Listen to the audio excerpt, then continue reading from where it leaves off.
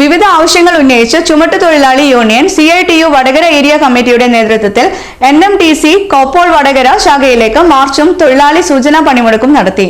ദീർഘകാലമായി ജോലി ചെയ്യുന്ന തൊഴിലാളികളെ സ്ഥിരപ്പെടുത്തുക, വെട്ടിക്കുറച്ച ബോണസ് പുനഃസ്ഥാപിക്കുക, ഉഭയകക്ഷി കരാർ നടപ്പിലാക്കുക, 6 വർഷമായ കൂലി വർധന എഗ്രിമെന്റ് പുതുക്കുക തുടങ്ങിയ ആവശ്യങ്ങൾ നേടിയെടുക്കുവാൻ ചുമട്ടുതൊഴിലാളി union CITU Vadakara area committee നേതൃത്വത്തിൽ NMTC കോപ്പോൾ വടകര ശാഖയിലേക്ക് മാർച്ചും തൊഴിലാളികളുടെ സൂചനാ പണിമുടക്കും നടത്തി.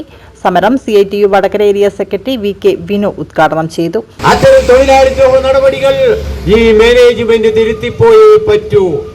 അത് തിരുത്തിക്കാനുള്ള ബാധ്യത ഇവിടെ തൊഴിലാളികളെ നയിക്കുന്ന പ്രസ്ഥാനങ്ങൾക്കുണ്ട് എന്ന കാര്യം ഓർമ്മിക്കേണ്ടതുണ്ട്.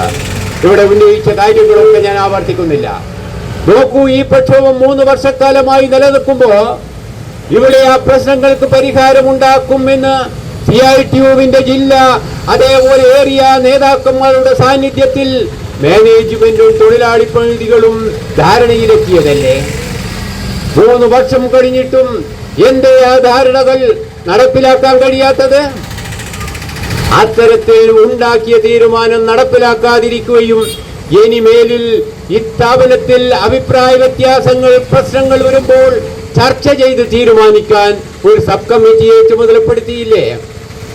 3 വർഷമാകാറായിട്ടും ഉണ്ടാക്കിയ തീരുമാനം നടപ്പിലാക്കാതിരിക്കുകയും അതിൽ പ്രതിഷേധിച്ചുകൊണ്ട് തൊഴിലാളികൾ ഇവിടെ മാർച്ചടക്കം വരുന്ന ഒട്ടേറെ പ്രക്ഷോഭം നടത്തിയിട്ടും ഈ സബ് കമ്മിറ്റി ഒരിക്കൽ പോലും ഒന്ന് കൂടിയാലോചിക്കുകയോ പ്രശ്നത്തിൽ ഇടപെടുകയോ ചെയ്തോ?